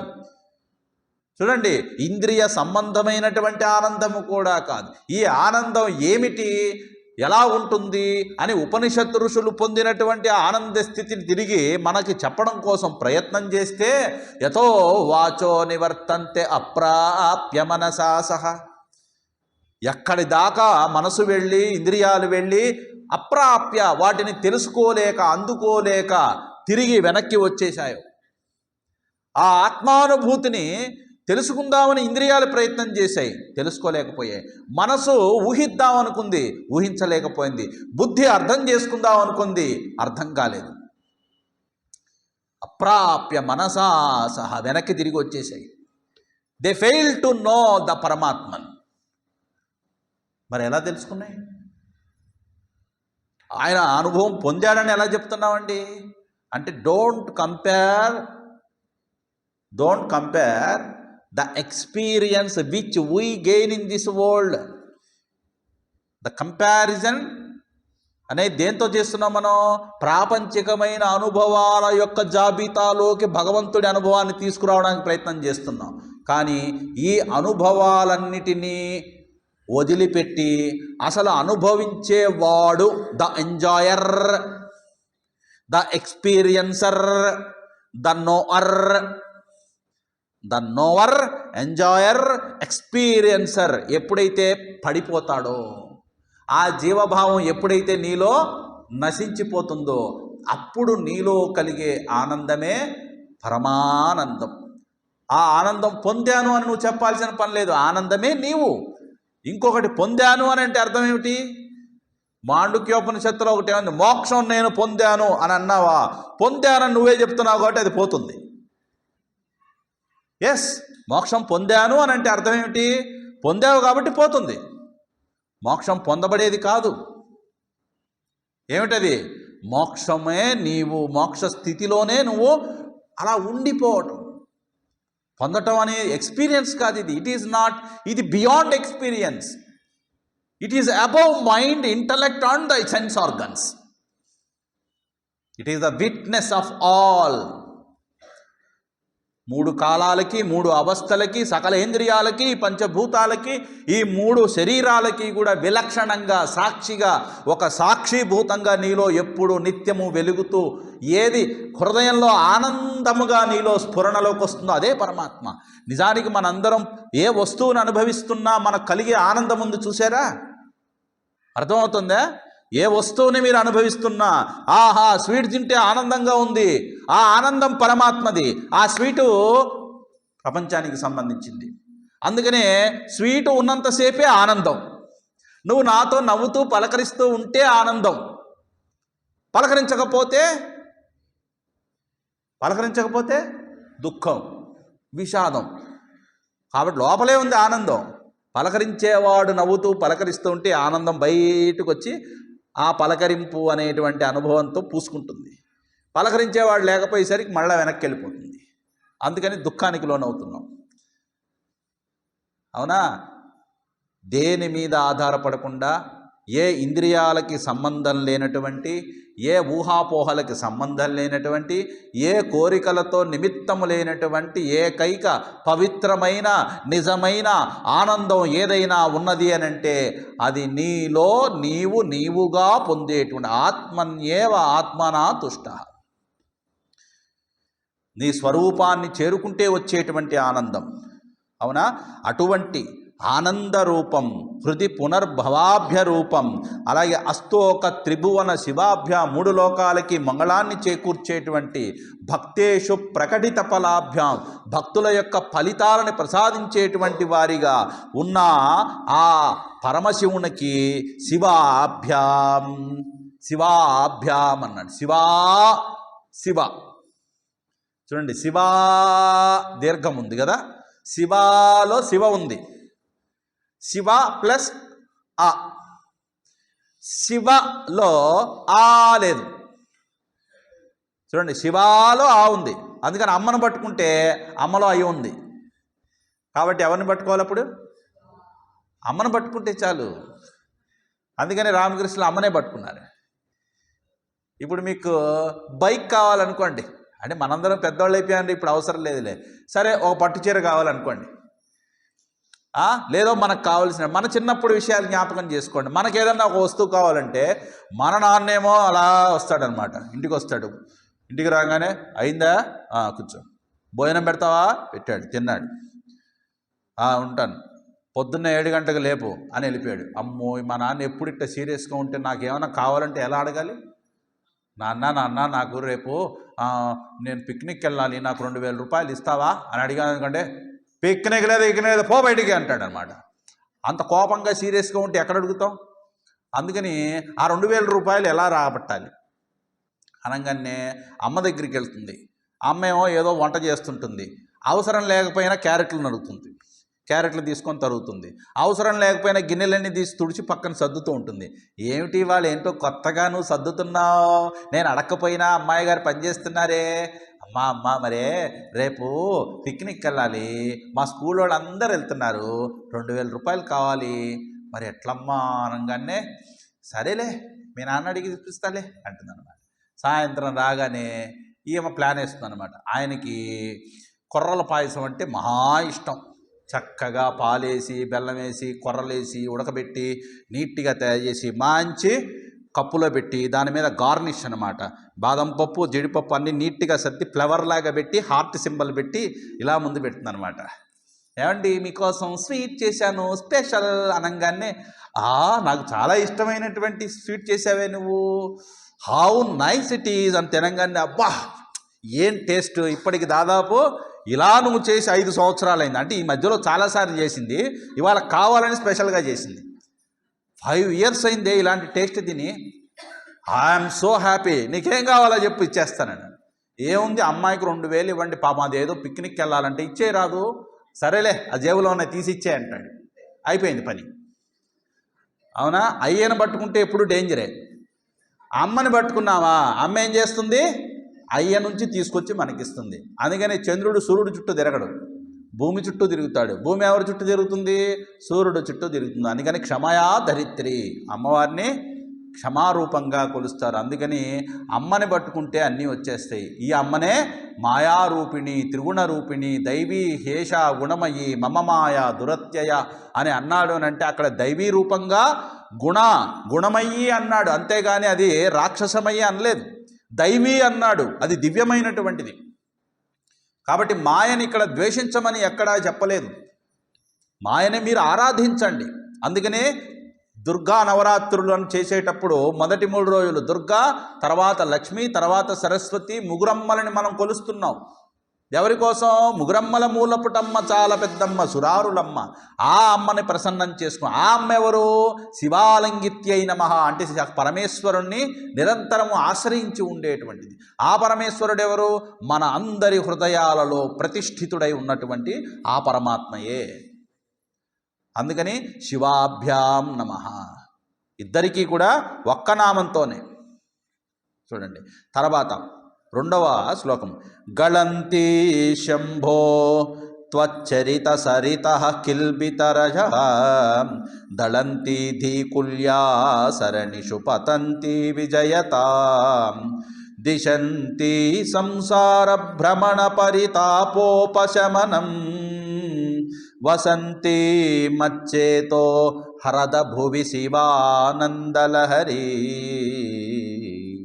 శివానందలహరి, శివనామ స్మరణతో, శివస్ఫురణతో, శివ ధ్యానముతో నాలో ఆవిర్భవించినటువంటి ఈ శివ ఆనందమనేటువంటి లహరి చూడండి నిరంతరము ఎలా ఉండాలట? సర్వోత్కృష్టంగా ఉండుగాక. ఈ ప్రవాహము దేనితో నిండి ఉందిట? త్వచ్చరిత సరిత గళంతి. త్వచ్చరిత, శివుడితో అంటున్నాడు ఏమని? అయ్యా నీ చరిత్ర, నీ యొక్క మహిమలు శివపురాణంలో చూస్తే, లింగ పురాణంలో చూస్తే ఆ శివుడు ఏ మహిమలు చేశాడు, ఆయన ఎంత గొప్పవాడు అనేటువంటి విషయాలన్నీ స్పష్టంగా చెప్పబడ్డాయి. ఆ విషయాలన్నీ తెలిసినటువంటి వాడి కలిగే ఆనందం ఇది. శంకరాచార్యుల వారికి ఆయన ఎవరు? కేవలం ఉపనిషత్తులు మాత్రమే తెలుసుకున్న వాళ్ళ. శృతి స్మృతి పురాణానాం ఆలయం కరుణాలయం. ఆయన ఎవరో? స్మృతి పురాణానాం శృతులకి స్మృతులకి పురాణాలకి ఆలయమైనటువంటి వాడు. He's the temple of all three, అన్నిటికీ నిలయమైనటువంటి వాడు.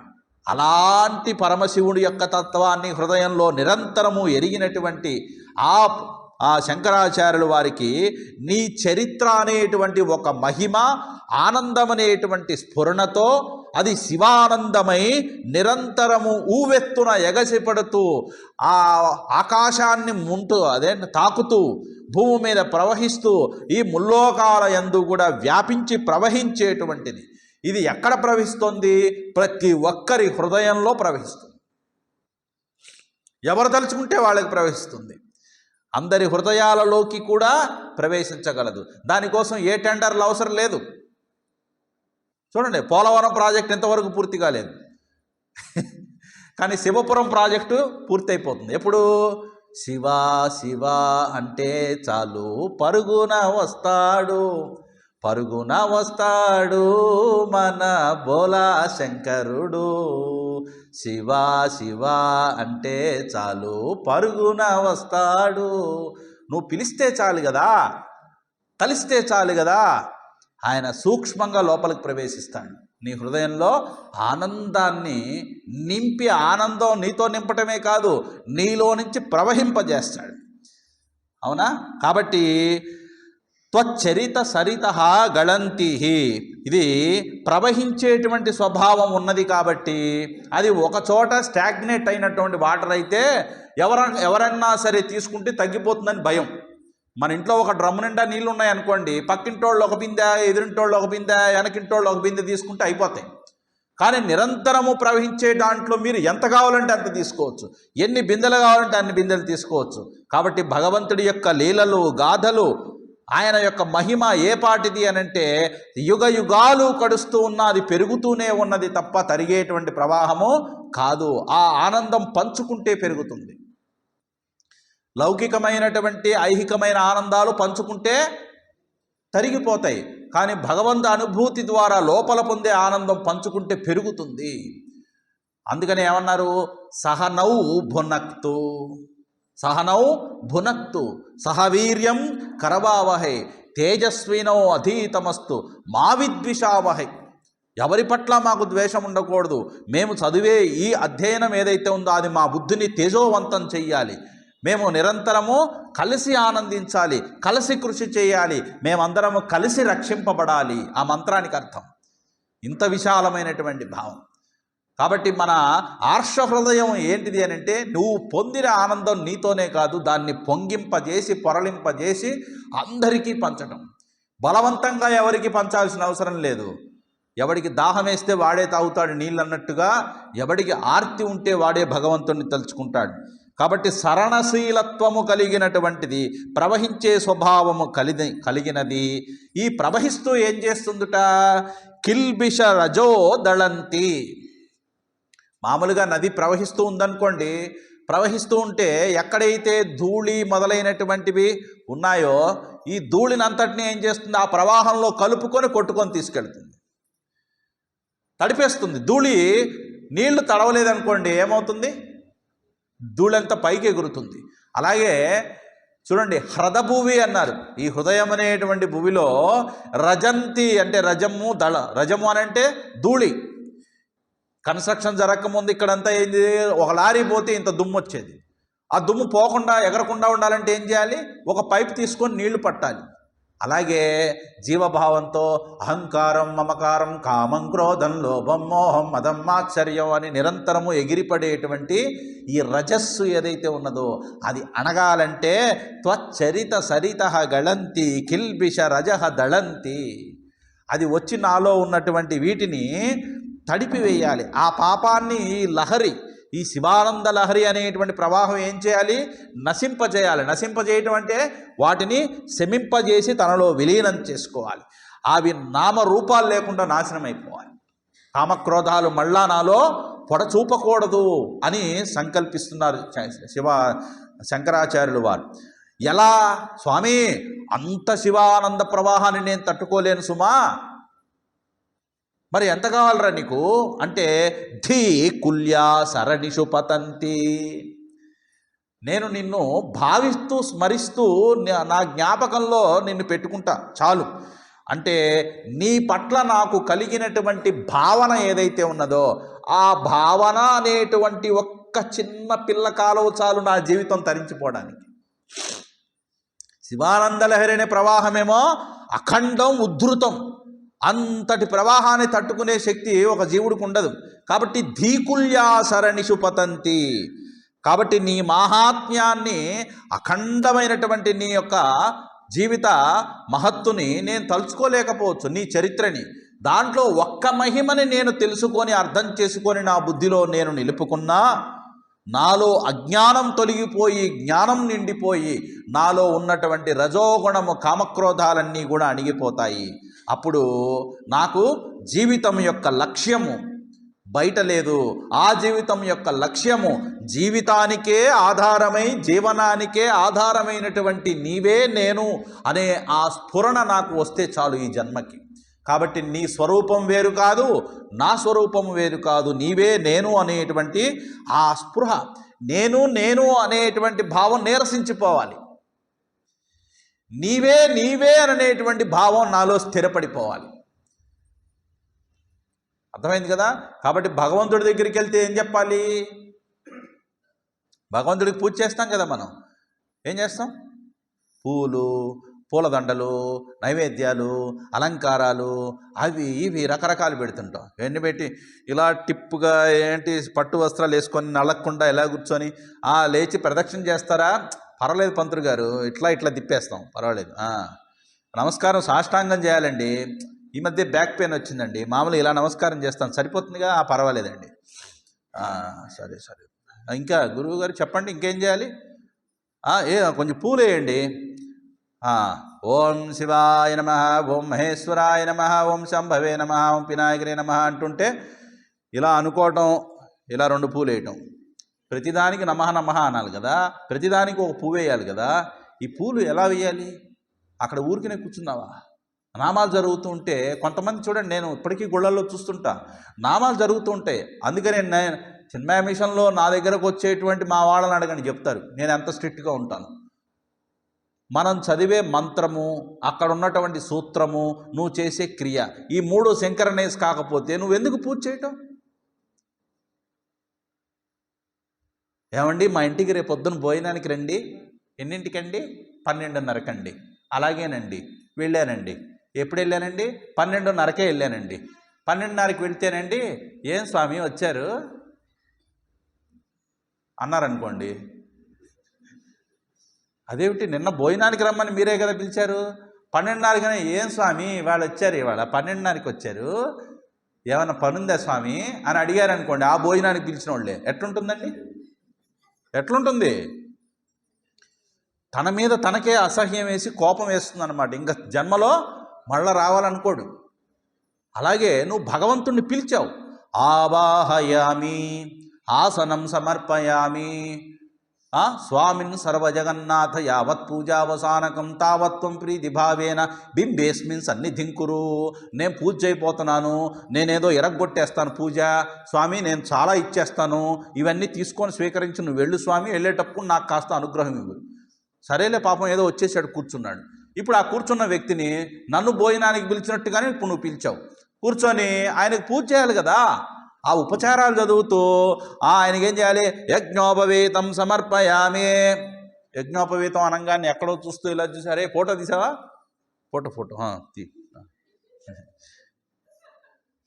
ఇలా పెట్టాడు అనుకోండి, నువ్వు యజ్ఞోపవీతం సమర్పయామా లేకపోతే ఫోజు సమర్పయామా? చూడండి, జోక్ కాదు.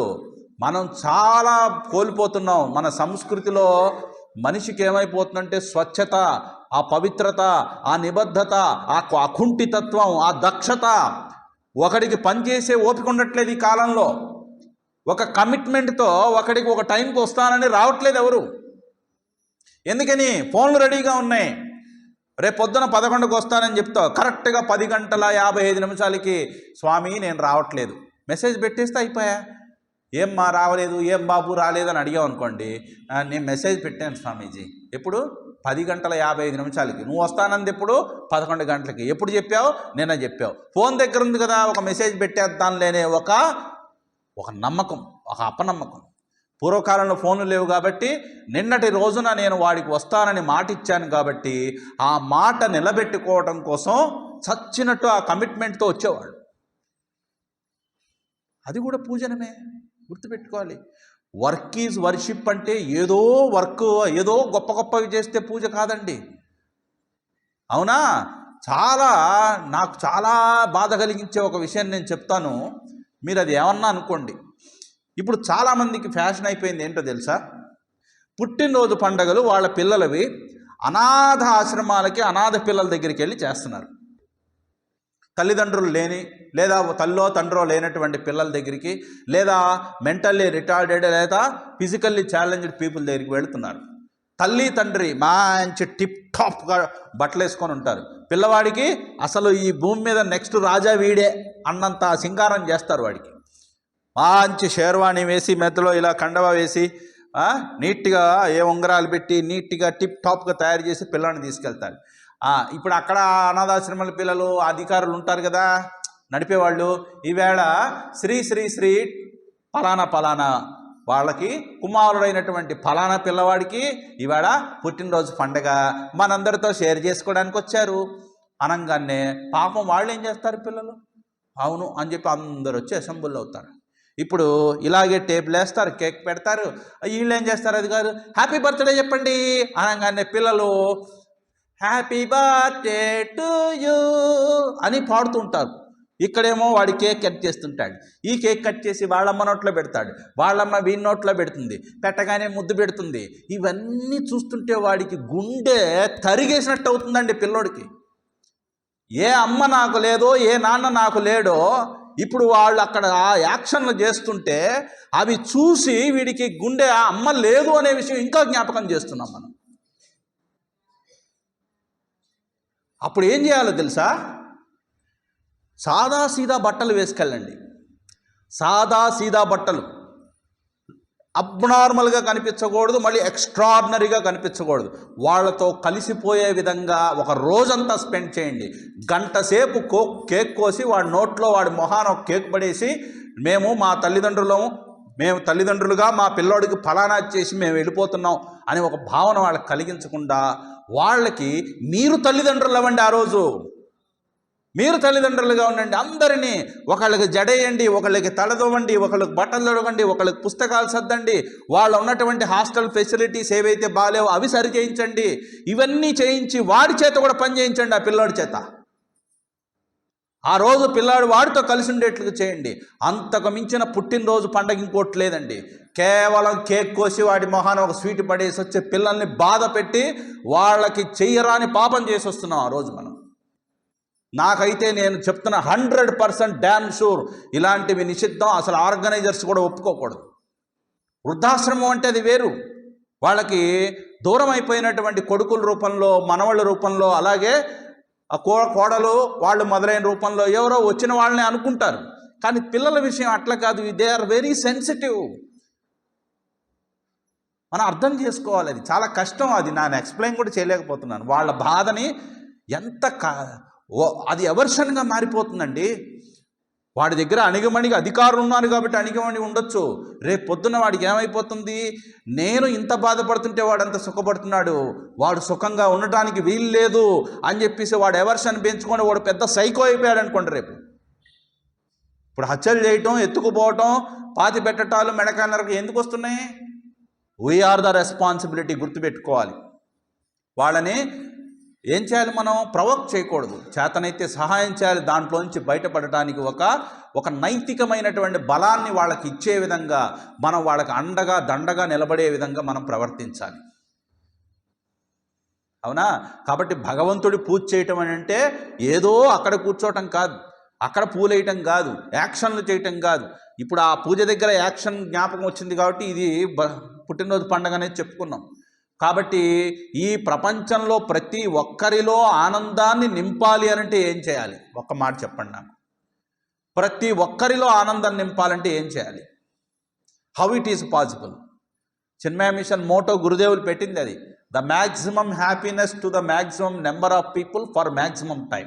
How it is possible? అందరికీ 10 కోట్ల రూపాయలు ఒక్కొక్క ఇండియాలో ఉన్న ప్రతి ఒక్కడికి 10 కోట్లు ఇస్తే ఆనందంగా ఉంటారా? ఇప్పుడు ఉంటారా? 10 కోట్లు ఇచ్చాను ప్రతి ఒక్క భారతీయుడికి.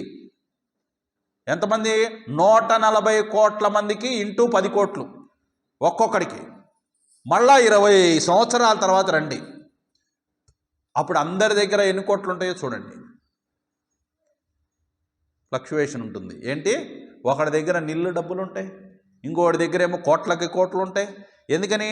డబ్బు సమానంగా పంచినంత మాత్రాన అందరూ సమానంగానే తెలివితేటలతో వాటిని వృధా చేసుకోకుండా ఖర్చు పెట్టుకుంటూ పొదుపు చేసుకుంటాడా, లేదా పెంచుతాడా, తెంచుకుంటాడా, ఉంచుకుంటాడా, పోగొట్టుకుంటాడా? మన యొక్క జ్ఞానాన్ని బట్టి ఉంటుంది. కాబట్టి అవేమైపోతాయి? మారిపోతాయి. అందరి దగ్గర 10 కోట్లు ఉండవు అప్పుడు. అవునా కాదా? Is it true or not? అవునా? మరి అంటే వాడికి డబ్బులు ఇవ్వటం వల్ల ప్రయోజనం లేదు. పోనీ కడుపు నింపితే? కడుపు నిండుతుంది. ప్రతిరోజు భోజనం పెడుతున్నారు అని రోజు టైంకి వచ్చి భోజనం చేసి వెళ్ళిపోతాడు. కానీ వాడు ఒక్కడికి కూడా భోజనం పెట్టేవాడుగా తయారు కాడు. అవునా? వాడు భోజనం సంపాదించి వాడు 10 మందికి భోజనం పెట్టే విధంగా మనం తయారు చేశామా? అది నిజమైనటువంటి ఫీడింగ్ అంటే. గుర్తుపెట్టుకోవాలి. కాబట్టి ఏది ఇచ్చినా శాశ్వతము కాదు.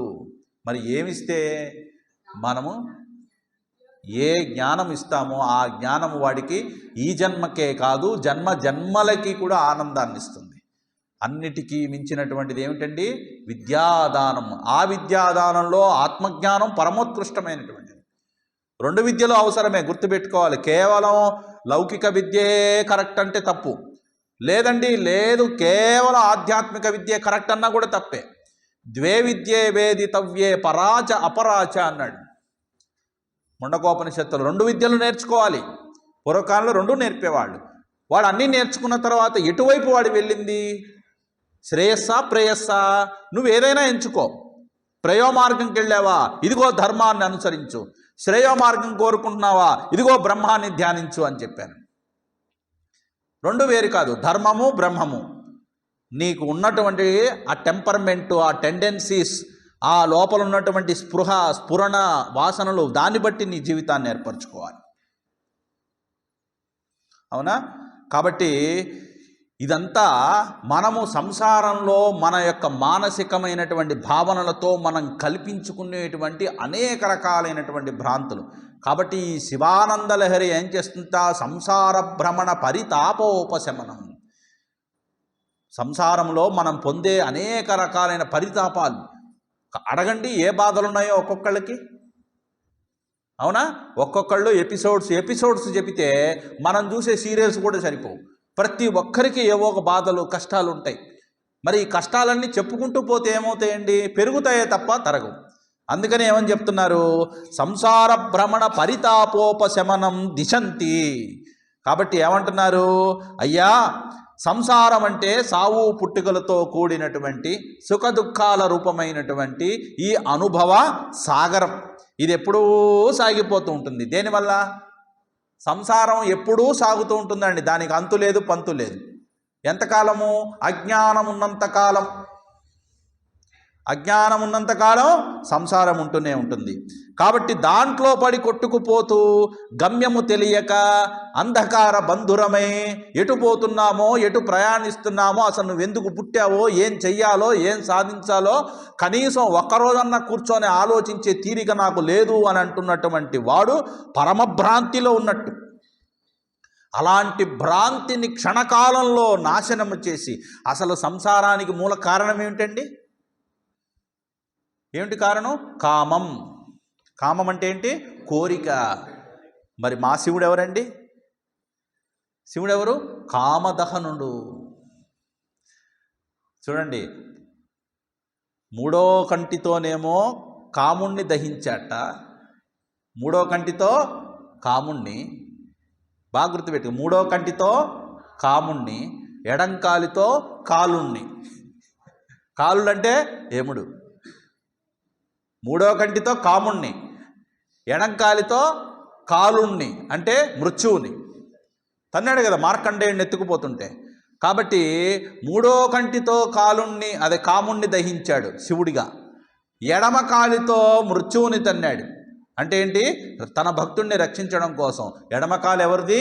అమ్మవారిదిట. ఎందుకంటే వామభాగి, అర్ధనారీశ్వరుల్లో వామభాగం ఎవరు? అమ్మవారు. కాబట్టి ఎడంకాలతో తన్నింది శివుడు కాదండి, అమ్మవారు రక్షించింది. కాబట్టి శివాశివులు అనంటే ఎవరు? నీకు కోరికే రాకుండా చేసేవాడు శివుడు. ఒకవేళ నువ్వు పొరపాటున ఈ కోరికల్లో చిక్కుపోయి సంసారంలో కూరుకుపోయి నువ్వు గనక ఈ మరణం వైపు పరిగెడుతుంటే ఆ మరణం నీ దరి చేరకుండా నిన్ను అమృతతుల్యుడిగా చేసి శివుల్లో ఐక్యపరిచేటువంటి శక్తి అమ్మవారు. అందుకని అమ్మని పట్టుకో, అమ్మ పాదం పట్టుకో. అమ్మా నీ పాదము ఆనంద నిలయము, అది తెలిసిన వారిదే జన్మధన్యము. అమ్మా నీ పాదము ఆనంద నిలయము. అమ్మ పాదం ఏమిటా? ఆనంద నిలయం. చూడండి, కంటిన్యూస్గా ఎవరికి కావాలి ఈ ఆనందం? ఎవరికి కాకూడదు చెప్పండి? ప్రతి ఒక్కళ్ళకి, చీమ మొదలుకొని బ్రహ్మదేవుడి వరకు అందరికీ కావాలి ఆనందం. అవునా? కాబట్టి అటువంటి సంసార భ్రమణాన్ని తొలగించి, పరితాపాన్ని తొలగించి, నిజ ఆనందాన్ని కలిగించేటువంటి ఓ శివానందలి ప్రవాహమా, శివానంద లహరి ప్రవాహమా, నువ్వు ఉత్కృష్టంగా ఉండుగాక. కాబట్టి అటువంటి ఆ శివానంద లహరి మచ్చేతో హ్రదభువి వసంతి. ఇది వచ్చి ఎక్కడుండాలంట? ఆ లహరి నా చిత్తం అనేటువంటి, మచ్చేత నా చిత్తమైనే లోతైనటువంటి నీటి మడుగు ఒకటి ఉందమ్మా. ఓ పరమశివ, నా చిత్తం అనే ఒక నీటి మడుగు ఉంది. ఇది ఎంత లోతుందో తెలియదు, ఎన్ని కోట్ల సంవత్సరాల నుంచి ఉందో తెలియదు, ఎంత అజ్ఞానంతో నిండి ఉందో తెలియదు. కాబట్టి ఇదంతా వాడక కంపు కొడుతూ ఈ చిత్తం అంతా కూడా ఏమైపోయింది? అజ్ఞానమయమైపోయింది. కాబట్టి జ్ఞాన ప్రవాహంగా ఆనంద లహరిగా ప్రవహించేటువంటి ఓ పరమశివ, నేను స్మరిస్తున్నాను కాబట్టి నీ స్మరణతో నా చిత్తం నిండిపోవుగాక. అలా తలుచుకుంటూ నువ్వు నా చిత్తం అనే మడుగులోకి వచ్చి నిలుచున్నావా? అందుకని మచ్చేతో హ్రదభువి వసంతి. కాబట్టి నా చిత్తంలో ఏమున్నాయి? తుచ్చమైన భావాలనేటువంటి తిమింగలాలు ఉన్నాయి, మొసళ్ళు ఉన్నాయి. ఇవన్నీ నన్ను ఈ సంసారంలో పడి నలిగిపోతూ, నన్ను పేక పట్టుకొని లాక్కెళుతూ, అప్పుడప్పుడు కొరుకుతూ చంపుతూ ఉన్నాయి. వీటి బాధను నేను భరించలేకపోతున్నాను. కాబట్టి అదే ఆనంద రూపమైన నీవు నా మడిలో ఉన్నావు అనుకోండి, నా చిత్తం అనేటువంటి ఆ మడుగులో, అప్పుడు ఏమవుతుంది? ఆ పంకిలానంతా ఇంకింపజేసి దుష్టమైనటువంటి వాటిని తొలగించి ఆనందంతో నిండిపోయినటువంటి ఆ సరోవరంలో నేను మునకలేస్తూ ధ్యానిస్తాను. చూడండి, సముద్రంలో మునిగి లేస్తే ఎంత బాగుంటుంది, అవునా కదా? అనంత సంసార సముద్ర సాగరం ఏం కావాలా? అనంత సంసార సముద్ర తార నౌకాయితాభ్యాం గురుభక్తిదాభ్యాం వైరాగ్య సామ్రాజ్యద పూజనాభ్యాం నమో నమ శ్రీ గురుపాదుకాభ్యాం. ఈ అనంత సంసార సాగరాన్ని నేను దాటాలి అని అంటే గురుపాదుకలనేటువంటి నావని ఆశ్రయిస్తే ఆ నావ మనల్ని ఏం చేస్తుంది? ఈ సంసారంలో మునిగిపోకుండా అవతల ధరికి చేరుస్తుంది. అది జ్ఞానంలో చెప్పబడింది. ఇక్కడ భక్తిలో ఏం చెప్తున్నారు? అసలు ఈ సంసార సాగరం నాకెందుకు స్వామి, ఆనంద సాగరం చేసే. నేను దాంట్లో ఎట్లాగూ నేను నీళ్ళల్లో ఉండాల్సిందే, ఏదో ఒక సాగరంలో ఉండాలి. కాబట్టి సంసారం తీసేసి ఆనందం పెట్టు. అప్పుడు నేను ఇంట్లో ఉన్నా, బయట ఉన్నా, ఎక్కడ ఉన్నా, ఏ పని చేస్తున్నా, ఎత్ర ఎత్ర మనోయాతి తత్ర తత్ర సమాధయ. నీ స్మరణతో, నీ స్ఫురణతో, చూడండి, యద్యత్కరోమి తత్తదఖిలం శంభో తవ ఆరాధనం. అది నీ పూజనమే, నీ స్మరణమే, నీ యొక్క చింతనమే అనే భావన నాలో ఎప్పుడు నిరంతరం మెదిలింది అనుకోండి, అంతకమించిన ఆనందం నాకేం కావాలి?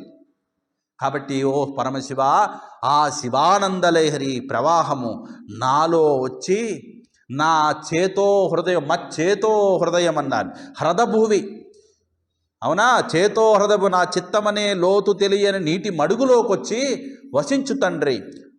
నాలో ఉన్న పట్టి పీడిస్తున్నటువంటి ఆ తిమింగళాదుల్ని సంహరించి నీచమైన మలినమైన భావాలని నాలో ఆ పంకిలాన్ని కడిగివేసి స్వచ్ఛమైన శివానందలహరి ప్రవాహం నాలో నిత్య నివాసము చేయుగాక.